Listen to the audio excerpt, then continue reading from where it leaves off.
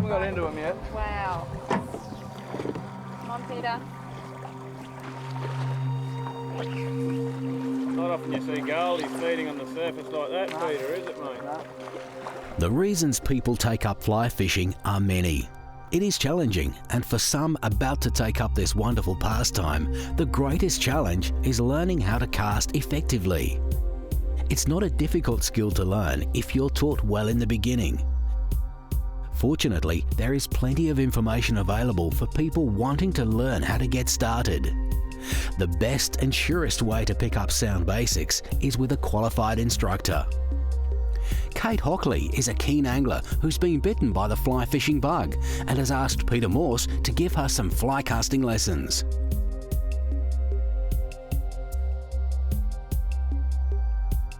The grip in all sports that involve some kind of implement is critical. It's where we begin. It sets up everything else.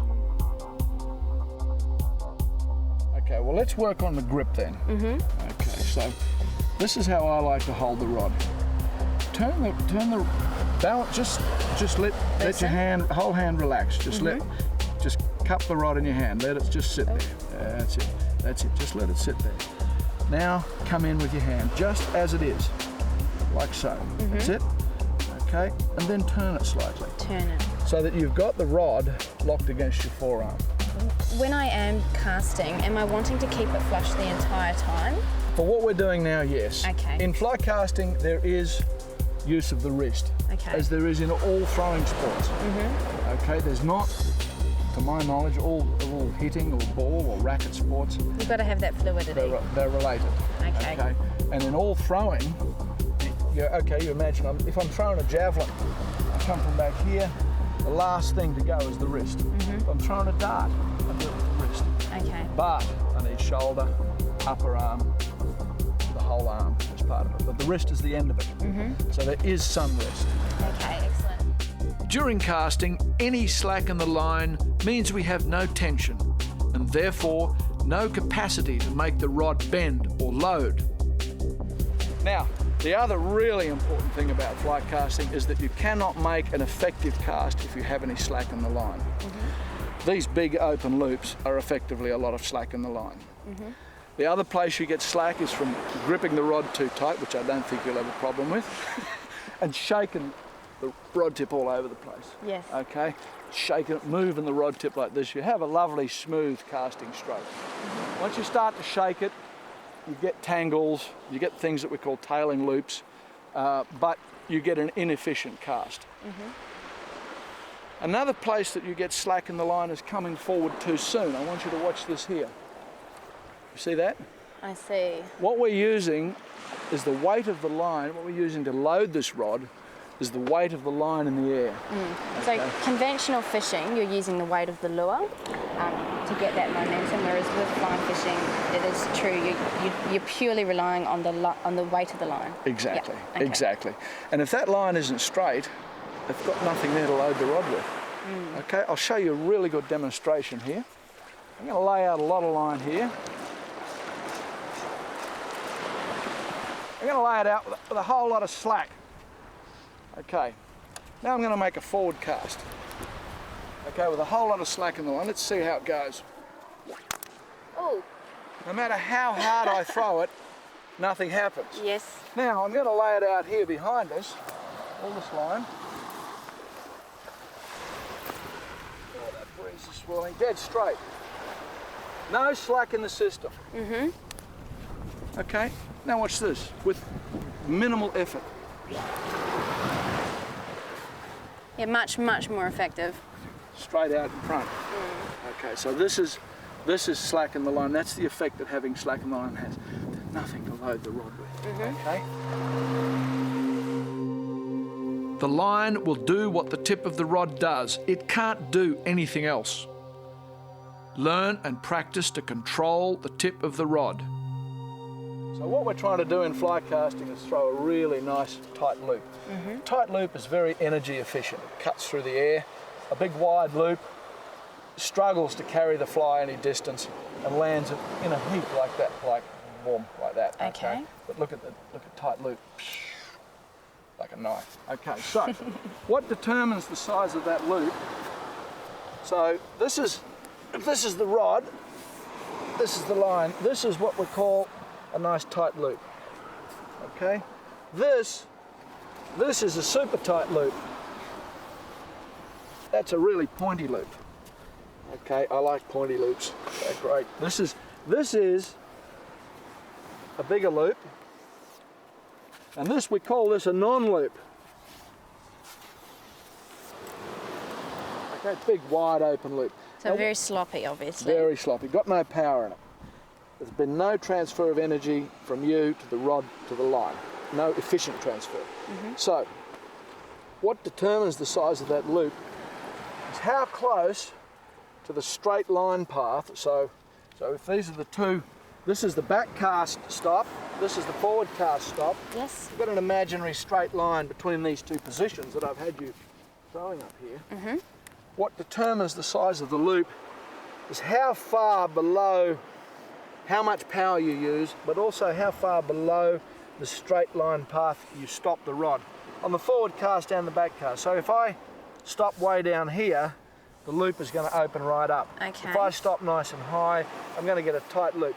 You can stop high enough at the point where the line actually collides with itself, and what you get then is a tangle. Okay, no, that's what we don't want. That's what we don't want.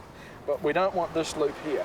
Okay, so it's just about getting it nice and tight within that frame. Within that frame. Okay. Okay, for this length of cast that we're using.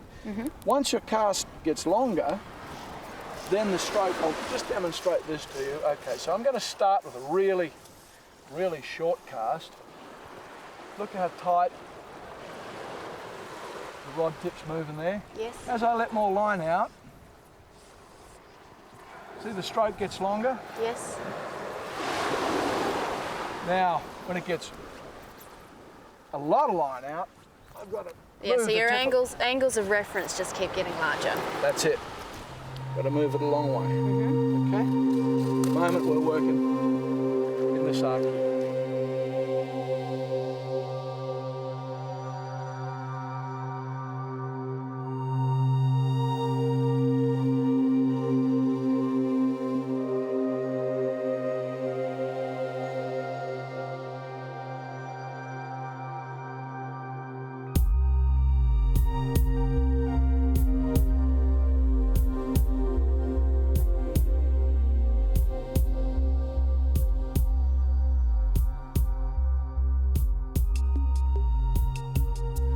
Pick a point, like I picked a tree on that ridge line there, and I stop there every time.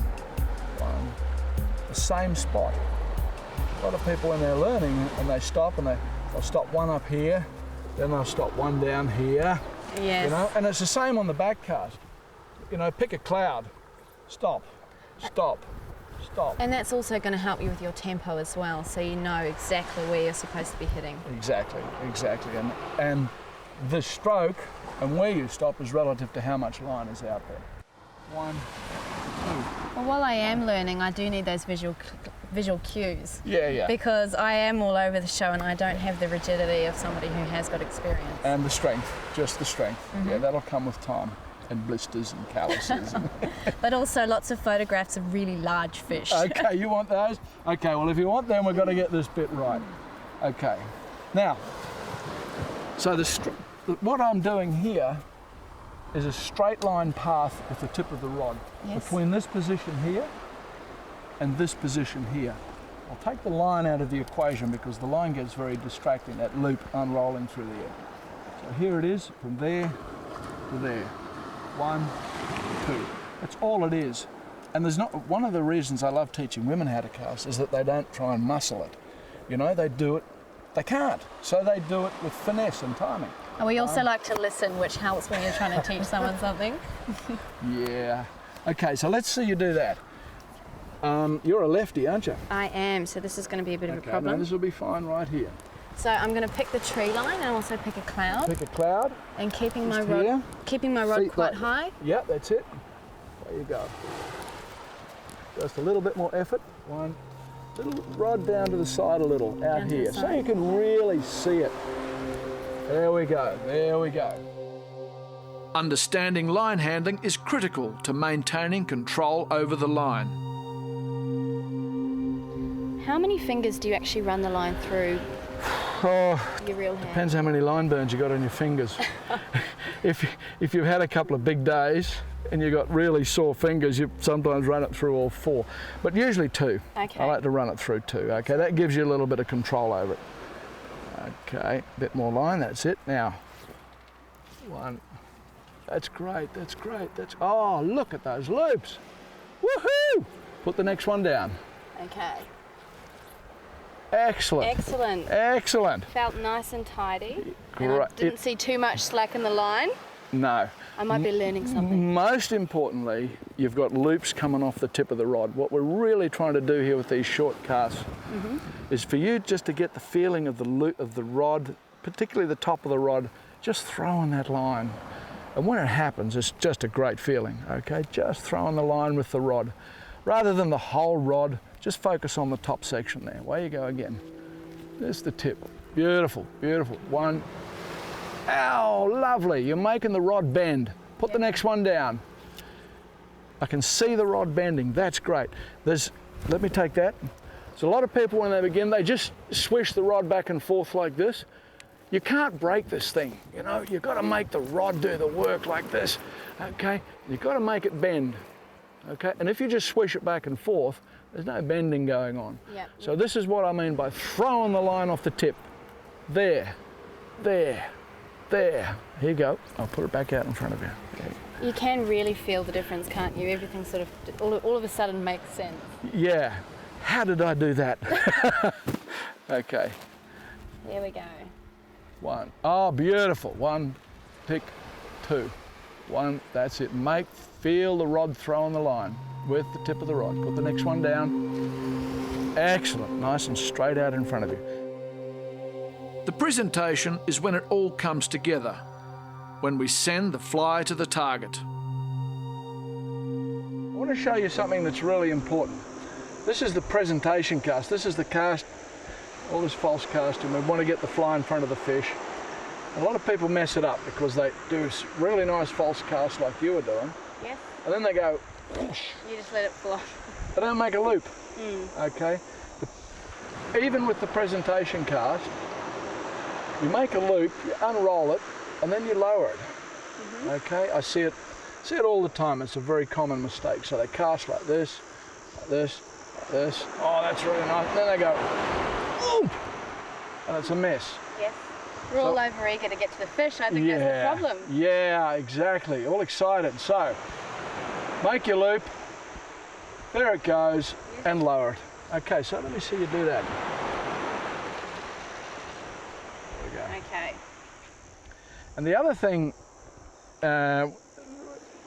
Kate, is because you're a slight person, when you're learning, it's not a bad thing to go two-handed from time to time, okay? Rather than have your wrist get tired out and create bad habits, bring your other hand into play. You have to create a bit more stability. Exactly, and then you'll learn the stroke correctly. Okay, away you go. Oh, excellent, excellent, great loop.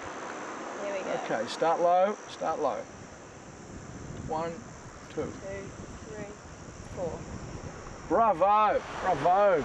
Feels good. Okay, you do that one-handed now? Yep. Okay. 2, 3, 4. Yeah, that's out there, that's out there. Okay, now bring your line hand into play. Hold that firmly. Yes. There you go. 1, 2, 3. Yeah, there's a bit flopping around a bit there. We'll try that one more time. Try that one more time. This time get it right, okay? Okay. 1, excellent. Great. Better. I think you're ready to go fishing. You feel I'm willing to test it out. okay. And worst case scenario, I'll be back on the beach for another hour for practice. Okay, okay. Time to put a little bit of a hook on the end there and have that whistling around and see what that does to your confidence. Sounds a bit hazardous, actually. That's the challenge. I hope you're not fond of your ears or your nose or your lips. What about you? You pierced yet? I yes, am, you are. actually. Okay. Well, we could have a new decoration for you.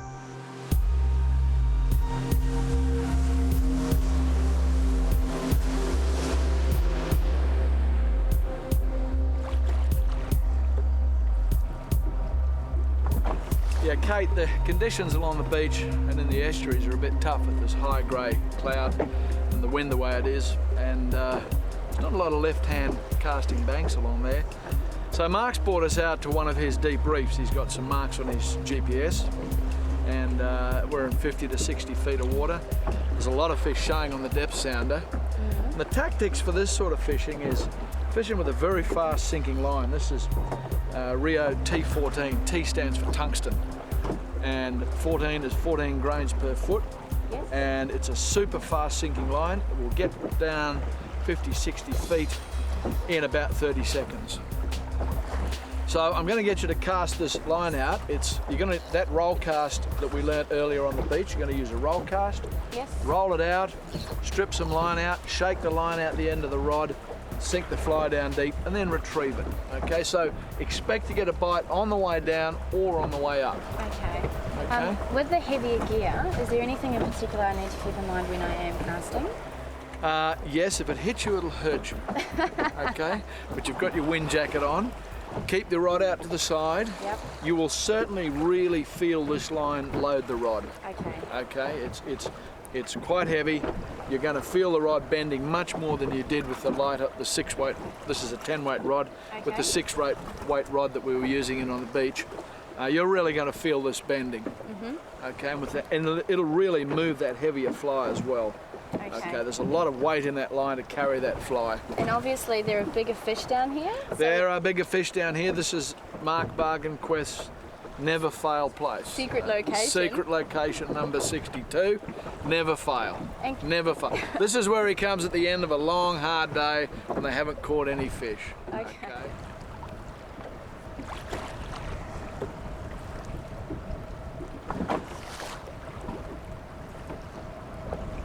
Yes. Oh, look at this, Bargy. Oh my goodness. Okay, follow it with the rod tip. Yep, yep. That's it, follow it. Oh, it's going down. Now you're going to need to clear that slack off the deck there, so wind, Yep. wind. The fish is going to... Oh shit. Sorry, I'm trying to look it up really slowly. That's it. Oh, you're on the Excellent. reel now, well done. Okay, fantastic. That's perseverance. Yes, my first proper hookup on fly. Yeah. Fishing down deep's really effective. You get a grey day like this and we're not finding anything on the beaches. Yep. Oh, Come out, a bit of patch of reef. I'm surprised at how much bend we can get in this rod. Yeah, it's a really good idea. You're doing really well there, keeping the tip of the rod in the water. Yep. Now get a crank on it, get a wind. Wind the tip right down, that's it. Then get a lift, now get a lift. Oh my goodness. Okay, you're going to need to follow it. Yep. Run around the boat, right around the motor. Oh, That's it. Well, hey, you've caught fish before, haven't you?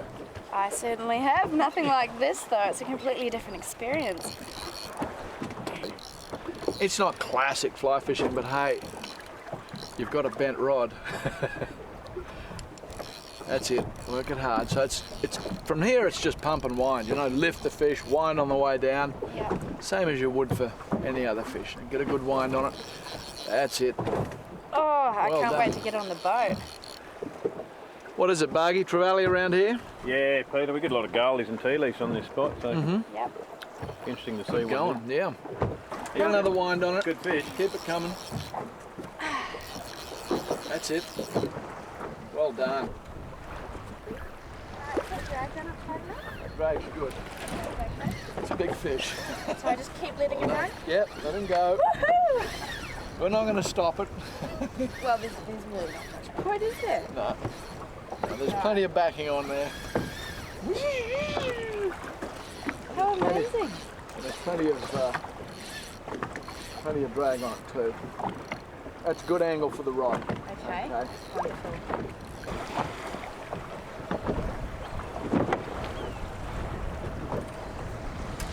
How surprising might be. I don't know, we're on a bit of deep reef here, sinking flies down deep. A lot of fish showing on the sounder. Mark says, you know, there's a lot of trevally here, golden trevally, tea leaf trevally. There's a possibility it's a trevally. I don't know. My little muscles aren't coping very well. Oh, yes they are, come on. I mean, clearly you can handle a rod, Kate. I'm really impressed. Conventional fishing's very different though. This is far more, I guess, contact oriented. Yeah. It's got a lot more to do with your personal, oh my goodness, your personal effort. Yeah. We usually fish we do brim, flathead, love chasing tuna. Do you? Yep. Okay. Barramundi. Yeah. But this is certainly my first time on fly, Yeah. and I'm loving it. Oh, good on you. Good on you. Yeah. Did you fly fish in New Zealand? I've had a little bit of practice with my dad. Okay. So your dad's a fly fisherman? He's an avid fly fisherman. Absolutely loves it. But I've always been intimidated by fly fishing. Okay. Always. It's not that difficult, is it? Well, now that I'm starting to learn, I'm actually feeling really passionate about it. Good on you. As long as you learn things correctly first off and you sort of nip bad habits in the bud, Yeah. it's fine. Yeah. But That's a really good attitude, yeah. I always just thought it was far too technical. Yeah. And the introduction of actually having a backswing to your cast, Yeah. oh, And having to get that petrified. right before you can get the forward one right. Certainly. Yeah. There it is, I got colour now. It's a trevally. Oh, good. He doesn't look like he's too badly sized either. No, not a bad fish at all. Want to land that bogey? Yeah, mate. Fish comes close to the boat. We run the risk of it diving under the boat Yes. and bending the rod around the boat. Now you've got to give the leader to mark, Yes. swing the leader to mark, Yep. and then pull some slack off the reel, okay? Yep. Sorry, Mark. There we are. Now pull some line off the reel. Casey's got to let it go. That's it. Well done. Woohoo! Well done. How awesome is that? Fantastic. I'm so psyched. I cannot wait to show Dad the photographs. They don't get those in New Zealand. I don't see what all of my intimidation was all about. No. Once you put all of the components together, it's actually not that hard. Just a little bit of practice. Yeah. A little bit of education in the beginning to get it right. It's just no point in learning bad casting habits. Yeah, I totally agree. A little bit of time to learn how to cast. As a friend of mine says, even Tiger Woods has a swing coach, you know, teach him how to play golf. Every day there's someone out there teaching him how to swing. For sure. Tea-leaf trevally. That one's about 3.5 kilos, 4 kilos, a nice fish. Very common in Harvey Bay and they're a great little fly fish. Fishing deep fly over these reefs.